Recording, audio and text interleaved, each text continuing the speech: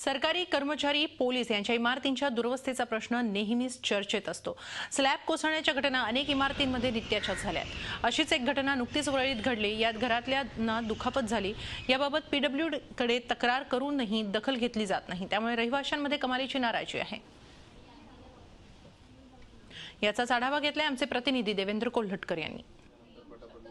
या घरामध्ये स्लॅब कोसळण्याची घटना घडलेली आहे। आपण पाहू शकता की किती मोठ्या प्रमाणात जो आहे हा स्लॅब जो आहे तो कोसळलेला आहे। पहाटेच्या सुमारास झालेल्या घटनेमध्ये या घरामध्ये जे राहत होते किंवा या खोलीमध्ये जे लोक उपस्थित होते त्यांच्यावरती हे स्लॅब कोसळलेला आहे। त्यामध्ये हे लोक जे आहेत ते जखमी देखील झालेले। वारंवार अशा पद्धतीच्या घटना ज्या आहेत त्या वरळीमधील या सरकारी कर्मचाऱ्यांची जी वसाहत आहे त्यामध्ये होताना पाहायला मिळतात आहे।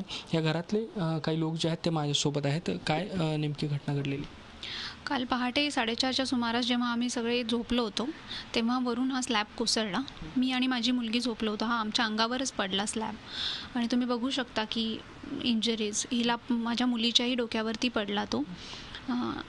असं हे सगळं पहाटे झालं। तर आम्ही ह्या सगळ्या गोष्टी अशा या बिल्डिंगमध्ये सतत होत असतात सरस्वतीमध्ये। याच्यासाठी आम्ही आधी तक्रार केली होती की हे येऊन बघा तुम्ही, पण त्यावेळेला ते न येता त्यांनी काहीच दखल घेतली नाही, आले नाहीत आणि नंतर हे पडल्यानंतरच काल येऊन आहे ते आणि काय पडेल ते परत आणखीन जरा पाडून गेले।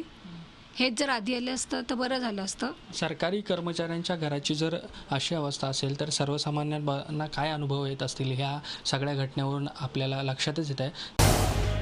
झी 24 तास रहा एक पाऊल पुढे।